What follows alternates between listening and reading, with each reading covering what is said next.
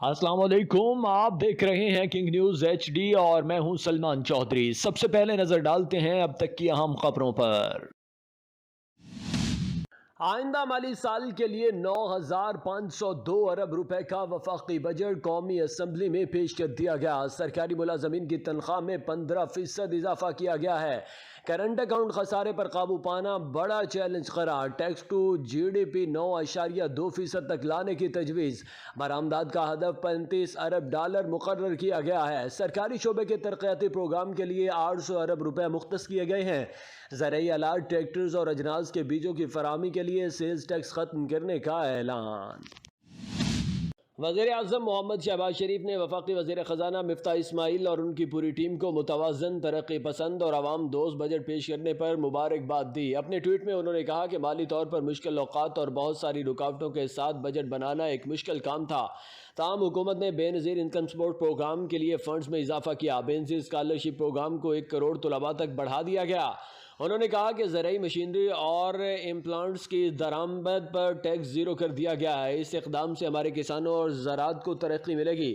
وزیر اعظم نے کہا کہ حکومت نے سولر پینلز کی درآمد اور تقسیم پر بھی ٹیکس زیرو کر دیا ہے۔ انہوں نے لکھا کہ حکومت نے امیروں کی غیر پیداواری اثاثوں پر ٹیکس لگانے کا فیصلہ کیا ہے، جس میں دوسری جائیداد کی خریداری پر 5% ٹیکس اور لگژری کاروں پر ٹیکس میں اضافہ شامل ہے۔ وزیر اعظم نے کہا کہ ٹیکس لیب پر نظر ثانی کی گئی ہے۔ سالانہ 12 لاکھ روپے تک کمانے والے ٹیکس سے مستثنی ہیں۔ حکومت معیشت مستحکم کر کے ملک کو ترقی کی راہ پر گامزن کرنے کی کوشش کر رہی ہے۔ موجودہ بجٹ ملک کو معاشی استحکام کی طرف لے جائے گا۔ ملک میں مشکل حالات گزشتہ حکومت کی پیدا کرتا ہے۔ جو بجٹ پیش ہوا وہ غریب اور نادار طبقے کو ریلیف فراہم کرے گا۔ وزیر اطلاعات مریم اورنگزیب کی میڈیا سے گفتگو۔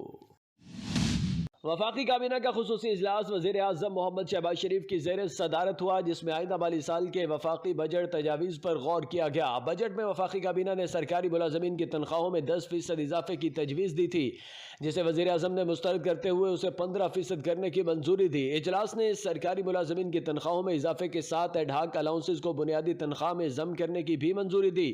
کابینہ نے تفصیلی غور کے بعد بجٹ تجاویز کی منظوری دے دی۔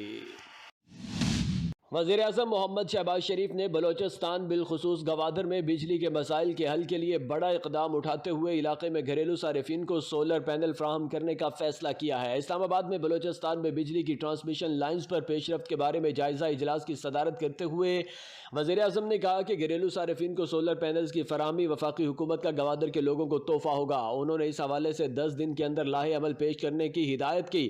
وزیر اعظم نے زور دیا کہ گوادر میں بجلی کی فراہمی کے لیے فوری طور پر آف گریڈ نظام کا بھی جامع لائحہ عمل بنایا جائے اور گوادر میں آف شور اور آن شور ونڈ پاور منصوبوں کے لیے بھی حکمت عملی بنائی جائے۔